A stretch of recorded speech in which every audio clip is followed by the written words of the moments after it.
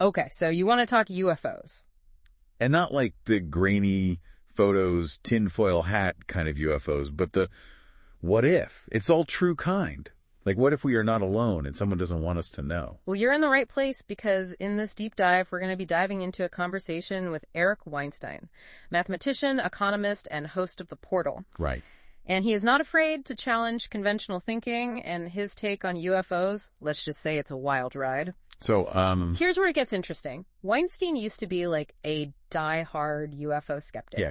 Completely dismissed the whole thing, and then he drops this quote, "I thought UFOs were total nonsense. I was wrong." think about that for a second. That's a big deal. A mind like Weinstein changing his tune on something like this? Yeah. There's got to be a good reason. What's fascinating to me about this is that it's not like he suddenly believes in little green men. Right. It's more like he's intrigued by what he calls the programs and the secrecy. Like, he sees all of these credible people, scientists, pilots, government officials, whatever, whispering about these strange events. Right. And it's like, well, if all of these people are saying this stuff, maybe there is something more to it. Maybe something bigger is going on behind the scenes. Yeah. And that's where his whole kitchen sink hypothesis kind of comes in. It's not about aliens in the traditional sense. Okay. Imagine this. What if UFO is just like a convenient label? A way to explain away anything and everything that governments want to keep under wraps. Okay, I'm listening. Right. It's like a giant cosmic rug sweeping all those unexplained sightings under it. Exactly. Like glowing orbs. Tic-tac shapes. Things that seem to defy the laws of physics. Right. If it sounds like a sci-fi movie, someone's probably reported seeing it. But what if all of those sightings are actually just this jumbled mess of unrelated events? Each with a very normal explanation. Okay, so we're talking like experimental aircraft. Secret military exercises. Maybe even attempts to like spook our adversaries. All disguised as these close encounters. I mean, think about the strategic advantage there. You leak a blurry photo of UFO. Right. Suddenly, any real investigation is going to get dismissed as someone chasing fairy tales. Right. Brilliant. It's like that old saying, the best place to hide something is out in plain sight. But Weinstein doesn't stop there. This is where his background in physics really kicks in. Yeah. He argues that our understanding of the universe, It might be the very thing that's preventing us from seeing the truth about UFOs. he actually says that the physics we learn in school, Is practically science fiction? compared to the true strangeness of the universe, Wow. we're so used to things working a certain way Right. that we dismiss anything outside that framework as impossible. He calls it a straitjacket, right? Yes. Like our current models of physics, like the standard model, Neutral relativity.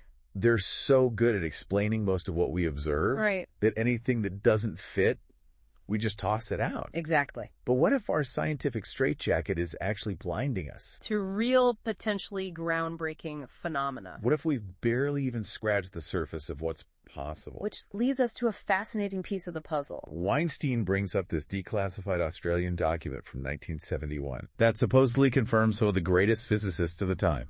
Guys like Freeman Dyson. Wow. John Wheeler. They were deeply involved in anti-gravity research.